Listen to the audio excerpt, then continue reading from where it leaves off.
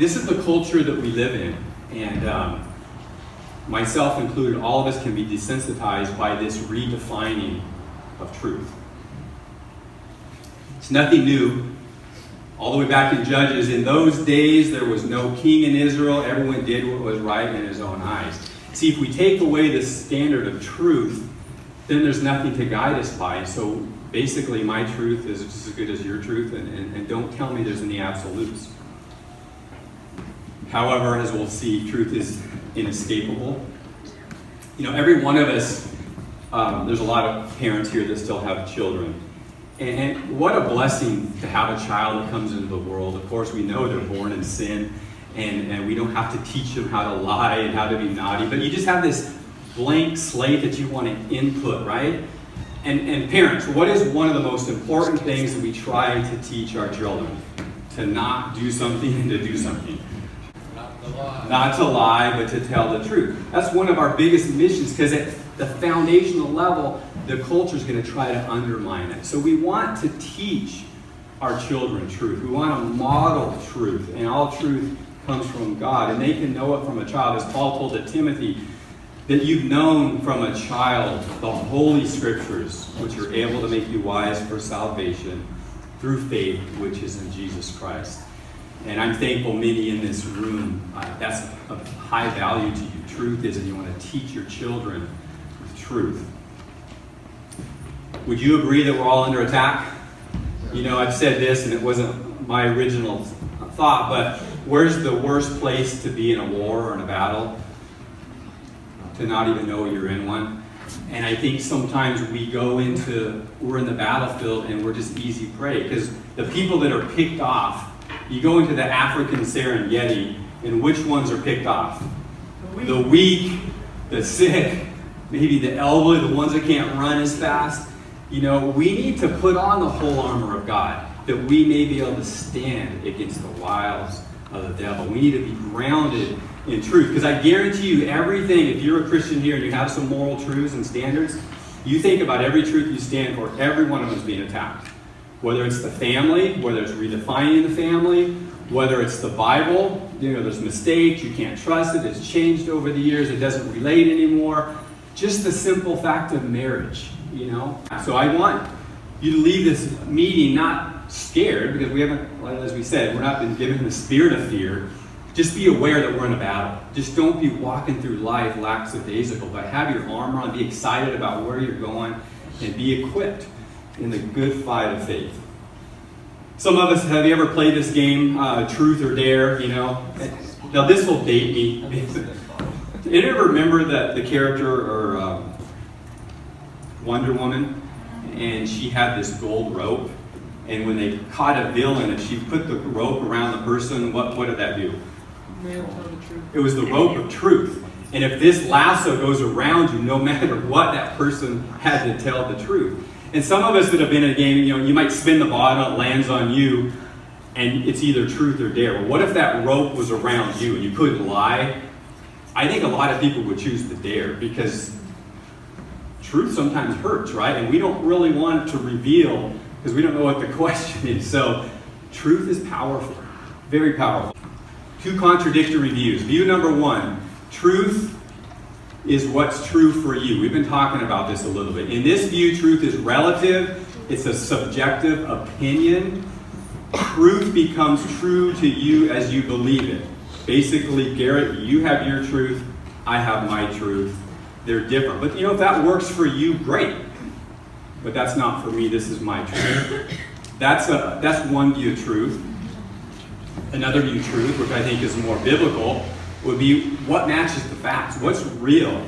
In this view, truth is absolute, it's an objective reality, it isn't personal, it doesn't belong to you or me, whether anyone, most, few, or nobody believes it.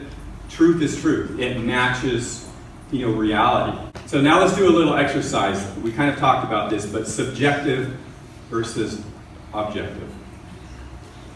Subjective truth, again, they're personal, they're private, they can change.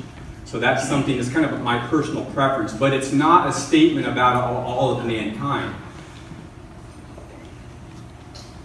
It's internal as opposed to external in the world, and it's more of a personal statement. So let's do a little exercise. Who likes dogs here? Raise your hand. Okay, so those of you that didn't raise your hand, you can't be in this exercise, okay? So we're going to do a little experiment here. So somebody tell me, just call out, what is the best dog? Dachshund. Springer Spaniel. Dachshund, Springer Spaniel, I heard German Shepherd. Chelsea. Great Swiss Mountain Dog. Oh, I like him over there. Okay, let me just settle this debate once and for all, okay? Beagle. Though, I agree with him. It's Golden Retriever, hands down. It's the best dog. Okay, see this seems silly, but that's just a personal preference. You know, maybe I could give a case because, you know, they're friendly, they're athletic, they're smart, you know, most of them win agility contests, they're therapy dogs. I could all go on and on. Someone else could say they're too big, they're rambunctious, they smell, they're just too hyper, you know, they shed hair. But the bottom line is, that's true for me, right? And that's okay, because that's a subjective truth. I can't stamp that on everybody. We all have personal preference. And see, at a common sense level, we get that. That's obvious. So now let's do another little exercise. I want you to tell me what kind of claim this is. Is it an objective claim, which is true for everybody, whether you believe it or not?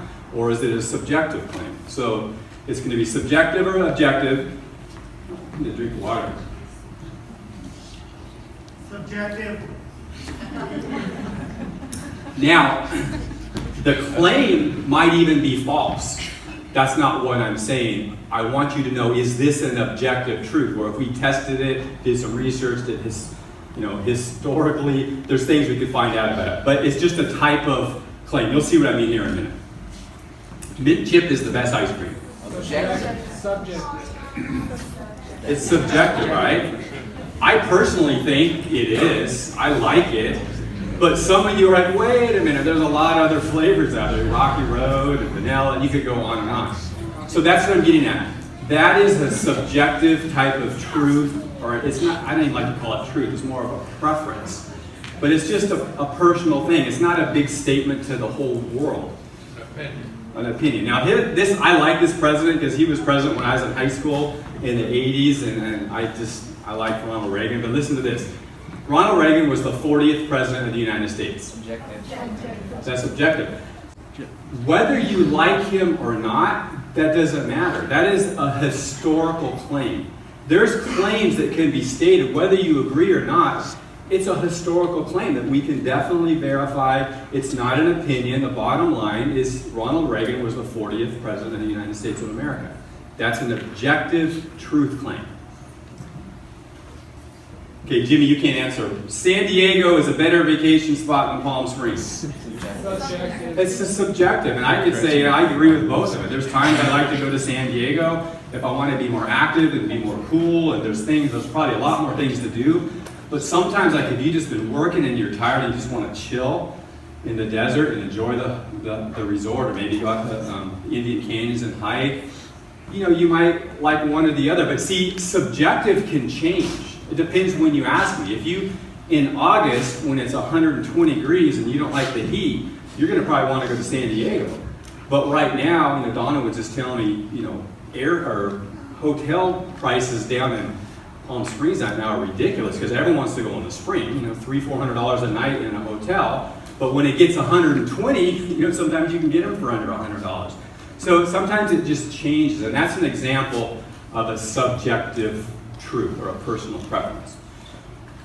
Diet Coke is better than Pepsi. Subjective. Okay, whether you agree with the statement or not, can you see how that's a subjective truth?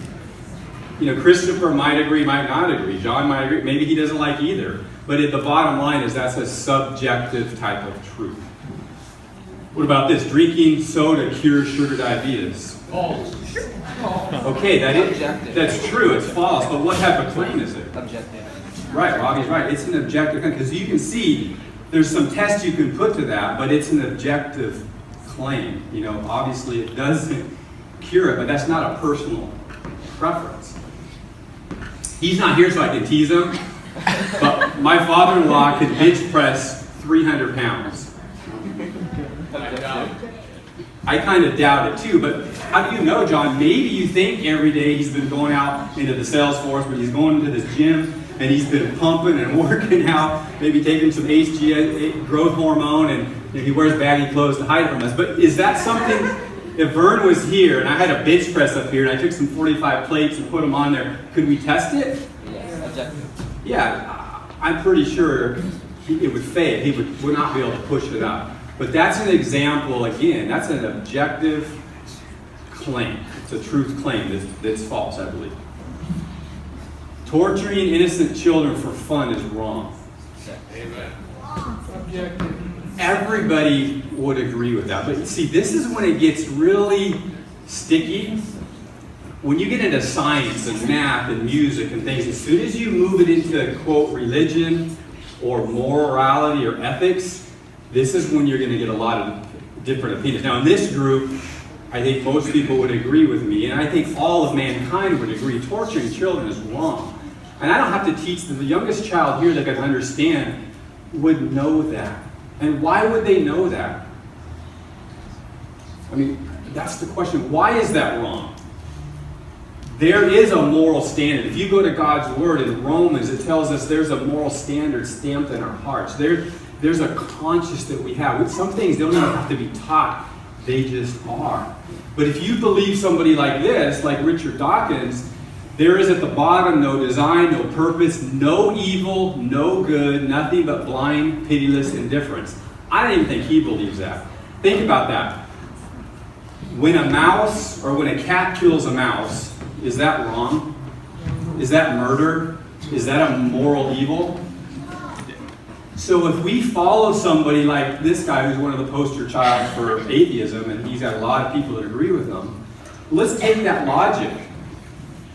Why would it be wrong for me to kill somebody? Because it's just my preference. If we're just a highly evolved through natural selection and evolution, only the strong survive, really what's wrong? Why is it no different than a cat being killing a mouse, me killing someone because they bother me?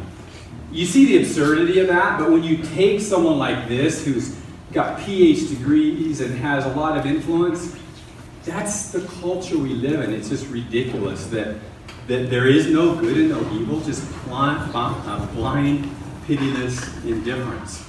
But I guarantee you, even someone that believes that there's no absolute truths, you find out what's important to them and then just violate that. You know, you walk into their house and they have this best stereo system, whatever, and you just grab it, put in your truck, and drive away. They'd be like, what are you doing? It's like, wait a minute, this is my truth. I believe in it. Don't put your moral values on me. I like your stereo. I'm going to take it. Why is that wrong? You just said there's no evil, no good, no standard.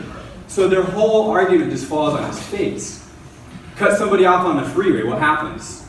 Road rage. What's wrong with that? Why are you mad? Just by natural reaction, they're saying they recognize there's a standard.